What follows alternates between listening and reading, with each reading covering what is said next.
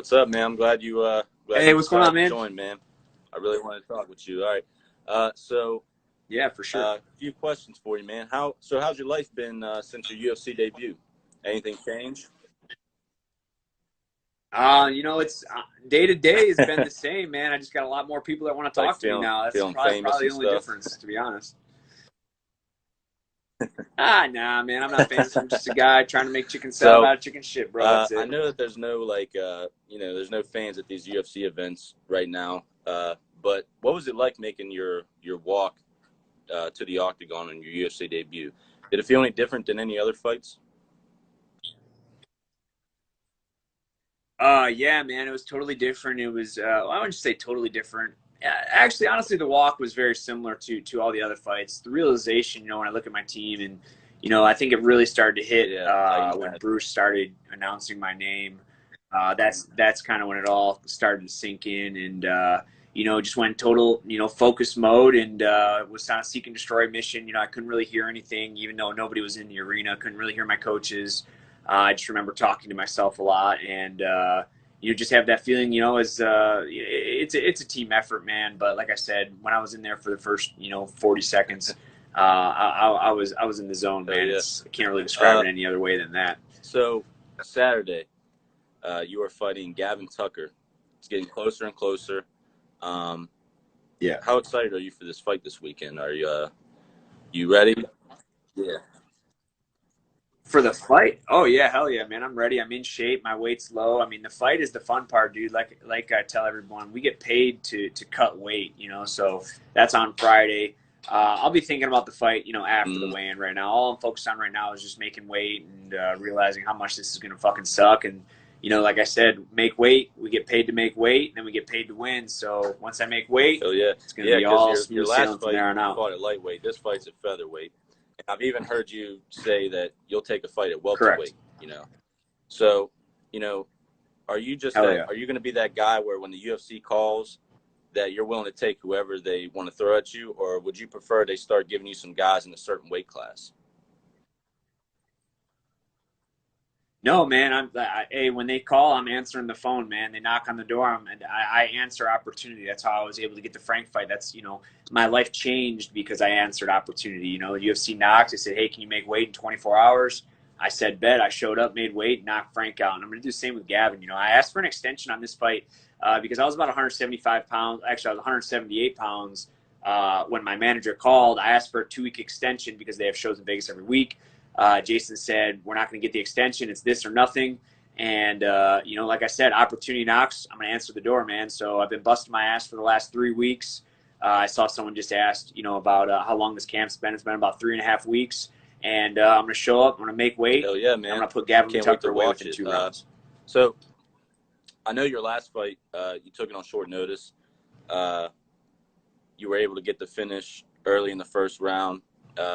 Being that you've had a little bit more time to prepare for Gavin Tucker than you did your last fight, what's your game plan going in there? Honestly, my game plan is simple. It's the same thing I said about Frank. It's the same thing I'll say to my next opponent. Is my game plan is to hit him harder than he hits me, and that's all there is to it. I don't develop these really complex game plans like lures and all that bullshit. Like if I was Gavin, he might try to lure me in and pick me apart or try to catch me coming in. I don't give a fuck about that.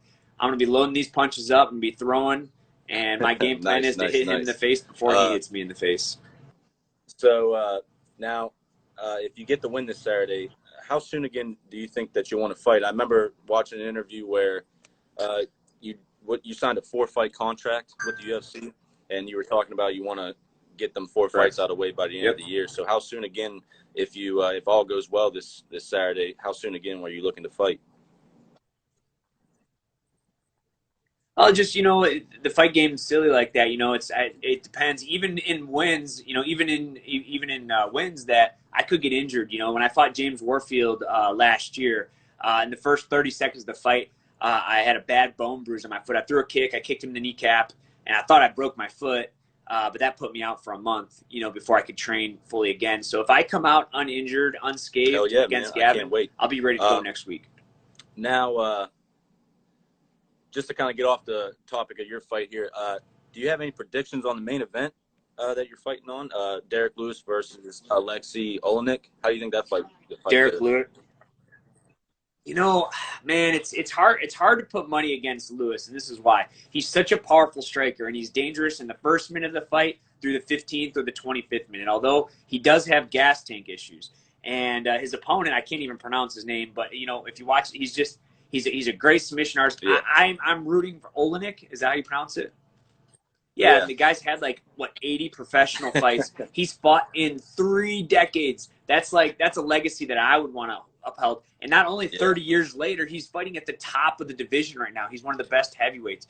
I'm rooting for Olenek. I'd love to see him put some pressure on Derek Lewis, take him down, grind him up, and grind down a dirty decision. Now, when it comes to Lewis, though, man, just like Lewis was losing to was it Volkanovski or Volkov, yeah, he was losing to Volkov in like the last 10 seconds. He gets knocked out just to show the danger of how powerful this guy is. I really hope that doesn't happen.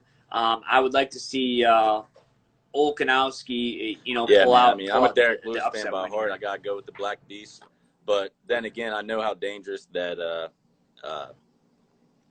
Alexei Olenek can be. And don't get me wrong. I am a Derek Lewis fan. I like watching him fight. I love watching him knock him out. But we're talking about somebody that has been doing MMA professionally for 30 years. It's his time. He deserves it, man. He deserves this win. He's been busting his ass for probably 40 years. I don't know how old he is, but I know he's been a pro for 30 years. I'm just an underdog kind of guy, man. It's nothing personal with Derek. I think Derek's a great guy. I think he's a great fighter. But I'd love to see this guy that's been doing this for 30 years, consistently for 30 years, come and get the upset win and make his way towards title contention. I just had my buddy Casey ask. He wants to know what weight do you usually walk around at? Really? I walk around at like 175 to 180 pounds. I was 178 pounds when I started this camp 3 weeks ago. I was 161 this morning when I woke up. Yeah, we're almost there. Okay, 16, 17 more to go. I got one more question for you before I let you go. Now, I've heard the story in another interview with you, but your nickname, the Guitar Hero. If you don't mind, people that are watching, if you could explain the story of what's behind the reasoning behind that nickname. Do you want the short version or the drawn out version? All right. Well, I started MMA in 2007. I got plenty of time. Me and my coach Roman Isbell right here. We're nice to meet you. We're quarantined up right now, dude. So we're gonna hit the gym here in a little while.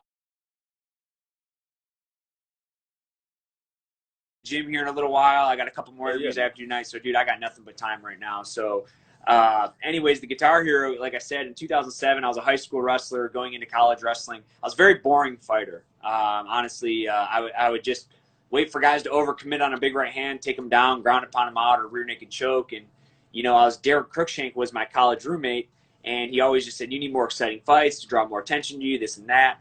So I started working with Kara Rowe on my boxing in like 2008, 2009. But before I got half-assed good at boxing, my fights were fucking boring. But I wanted people to tune into my fights. So I'd always try to do like gimmicks like the Guitar Hero. If you look at my Instagram and you'll see pictures of me. I just posted a video. I'd rock out to the Guitar Hero. And there was a couple times I did Justin the Jedi where I'd wear like this big baggy hoodie and like cover my eyes and come out to the Star Wars theme song. And there was another time I did everybody was kung fu fighting and I wore a karate gi. But anyways, back to the Guitar Hero. It was probably the most popular one I did. Everyone, I remember after fights or weeks or months after fights, people would be like, dude, I don't know what your name, but I'm pretty sure you're the guy that walked out with a guitar strumming. They didn't know who I was, but they just knew that I was the guitar here, the guy that walked out with a guitar and strummed it and all that crazy shit. So for a couple of years, I did that, and I bounced around all these gigs to, again, try to get people to want to see me fight.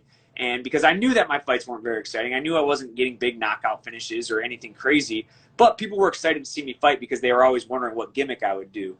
Then, after working with Kara Rowe, coming to Vegas, working my kickboxing with Darren Cruikshank over years, I started to develop, a skill set, and I started knocking people out. I just posted that video that I just posted was my very first knockout ever in my whole life.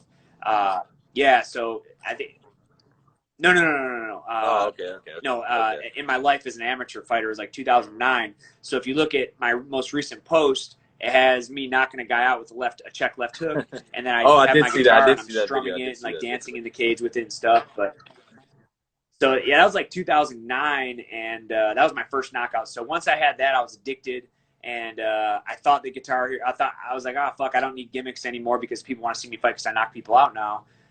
So I kind of got away from it when I was fighting Frank. You know, I'm in the corner, and Bruce Buffer called me the Guitar Hero, and I was like, holy shit, I haven't went by this in like 10 years, but whatever, fuck it. And then after the fight, the UFC called, and they're like, hey, you know, we really like this nickname. It's time to decide, do you want to continue with this or not? We would like you to continue with it because it's original. And I was like, all right, bet, you know. So I stayed with it, man. And, you know, I mean, the gimmick Guitar Hero came originally from me and my college roommate, Corey McLitis, drinking beer. And he dared me to do it as a gimmick, and it just kind of stuck. Everyone liked it. And like I said, I got away from it for about 10 years, and lo and behold, the Oh Guitar yeah, Hero man. lives, and I'm here I and love well, it. and I we're love rocking, man. it. So now, before you go, do you want to plug any social media or anything like that for everybody watching? Yeah, sure. Justin Jaynes MMA at Justin Jaynes MMA. That's Twitter. Justin Jaynes on Facebook, and then Hell yeah. JAY09MI on Now, Instagram. before I officially let you go, I do have to ask, because this is Beers, Bros, and MMA show. So I got to ask you. I know you're a beer drinker. If you get the win this Saturday, what beer are you Goddamn drinking right. to celebrate? I knew you were going to say that. I knew you were going to say The that. coldest beer. Whoever hands me the first cold beer, man. It can be Pabst. It can be Colt 45. It can be Bud Light, Miller Lite, Guinness. I don't give a fuck. As long as somebody's handing me a cold beer, it can be in a clear Oh cup. yeah, I don't need brother. to I know what feel it the is. I same just way, want to man. drink it, Beer's man. beer. All right, man. Well, thank you so much for coming on here to talk to Yep. me. Best of luck to you this Saturday. I'll be rooting for you, and I hope you have a good day, man. Hey, thanks, All man. right, I man. Take it appreciate you, easy. man. If you ever want to chat it up, just hit me up. All right, take it easy. All right, guys. Well, that was Justin Jaynes. Really cool dude. Super nice. Love talking to him. Hopefully, we can get some more interviews and talk to some more UFC fighters. But definitely, if this Saturday or Sunday, I would love to talk to him again about the result. I'll be rooting for him. I hope you guys are rooting for him this Saturday when he fights. He'll be fighting anybody who's watching. He'll be fighting Gavin Tucker this Saturday on the UFC Las Vegas 6 card. So anybody watching, make sure you definitely go and tune into ESPN Plus and watch the UFC fights this weekend. But thanks to everybody who got on here to watch. I appreciate everybody who came on here and was asking questions and all that. But yeah, I'll see you guys next time. Later.